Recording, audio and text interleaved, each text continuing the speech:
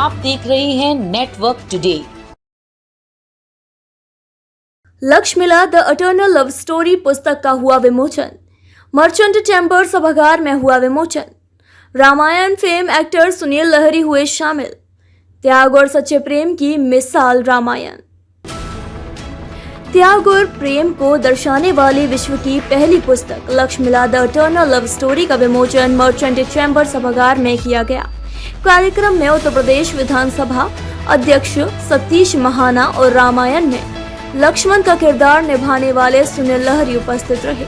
सुनील लहरी ने बताया कि 14 साल तक लक्ष्मण जी सोए नहीं थे और उर्मिला सोचती रही थी वो प्यार ही था, और इस तरह के कई और इंसिडेंट हैं जिसका जिक्र इस पुस्तक में किया गया है। उन्होंने उम्मीद जताई है कि पुस्तक की लेखिका सुभी ने बहुत अच्छा लिखा है। लोगों द्वारा इस पुस्तक को सराहना और ढेर सारा प्यार मिलेगा।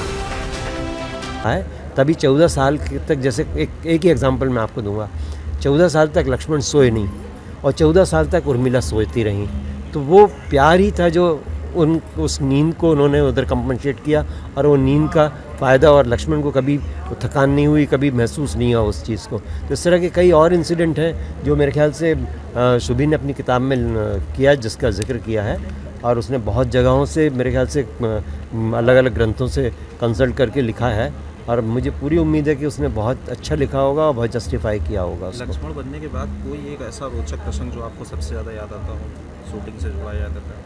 ऐसे तो बहुत से प्रसंग हैं।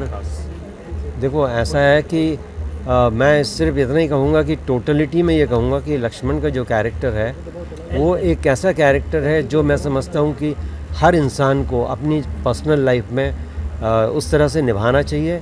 वो एक आदर्श भाई रहा है, माता पिता के प्रति इज्जत रही है उसकी, और सत्य के पीछे उसने मतलब कि सच्चाई को उसने ज़्यादा इम्पोर्टेंस दी है, क्योंकि ये सच्चाई को, जिस भाई को उसने पिता समान माना, जिस भाई के आदर्शों का पालन करता रहा, पर गलत के लिए उस भाई के अगेंस्ट भी खड़ा हो गया था। जैसे अग्नि परीक्षा थी, अग्नि परीक्षा वाले इंसिडेंट को अगर आप ध्यान दें तो उसने कहा कि एक नारी जिसने अपनी पूरी ज़िंदगी त्याग किया, एक राजा की पुत्री, एक चक्रवर्ती राजा की बहू होकर आपके पीछे पीछे चलती रही, आज उसकी आप अग्नि परीक्षा ले रहे हैं, ये कहाँ जस्टिफाइड है?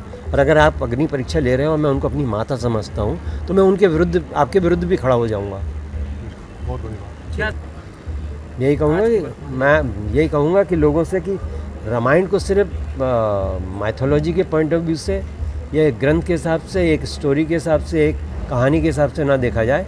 वो हमारे ज़िंदगी का बहुत बड़ा हिस्सा है, उसको निभाने की कोशिश करें। अगर आप देखें तो मेरे ख्याल से ये किसी धर्म और जाति का नहीं है, ये पूरे इंसानियत समाज का है सब्जेक्ट जो है, जिसमें चाहे वो हिंदू हो, मुसलमान हो, क्रिश्चियन हो, कोई भी हो, हर इंसान चाहता है कि उसकी फैमिली जुड़ी रहे, एक दूसरों के लिए सेक्रीफाइस करे, एक दूसरों के इमोशन के साथ। बनने जो रामायण से और भी कहानियाँ हैं आध्यात्मिक और ग्रंथों के हिसाब से, उनमें जो हेर फेर किया जाता है ग्रंथों में लिखा पड़ेगी, उसके लिए कहना है वो सही नहीं है, मैं कहूँगा गलत है वो ऐसा हेर फेर नहीं करना चाहिए।